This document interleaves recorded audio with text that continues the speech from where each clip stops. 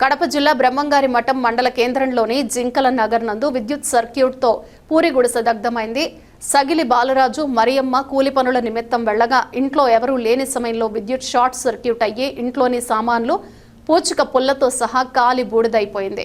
ఇరుగు పొరుగు వారు అగ్నిమాపక సిబ్బందికి సమాచారం అందించేలోపు ఇంటిలో ఉన్న వస్తువులన్నీ కాలి బూడిదైపోయాయని బాధితురాలు మరియమ్మ కన్నీటి పర్యంతమయ్యారు.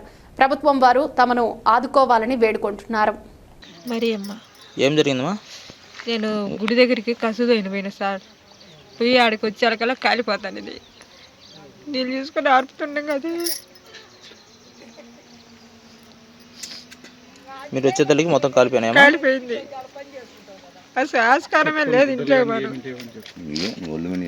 ఏ మాత్రం పోయిందమ్మా?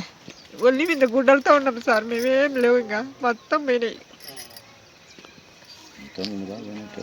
నేను పౌర్ణమ్మ కాడికి డ్యూటీకి పోయినా, కసుదైనా పోయి నాకు టైం జరిగిందేమో, నాకు మనిషి ఆడికి వచ్చినా నేను వచ్చాక మొత్తం కాలిపోయింది. అందరికి ఫోన్ చేసి వచ్చాను. ఏమాత్రం ఆస్తి నష్టం జరిగింది అంటే 2 దాకా. ఏమన్నా దుస్తులు మిగిలినా? ఏమి ఎత్తుకోవడానికి ఏం ఆస్కారం చెప్పుకోవాలి. ఆడికి కాపద్దామని పోయినా చేయి గుర్తు కాలేదు, వెనక్కి వచ్చిన. ఏ దాని వల్ల జరిగింటుంది? అగ్గి ఎలా పడి అంటుకుంది? కరెంటు కరెంటు తగిలి ఇల్లు కలిపింది. నట్టు కాలేదు.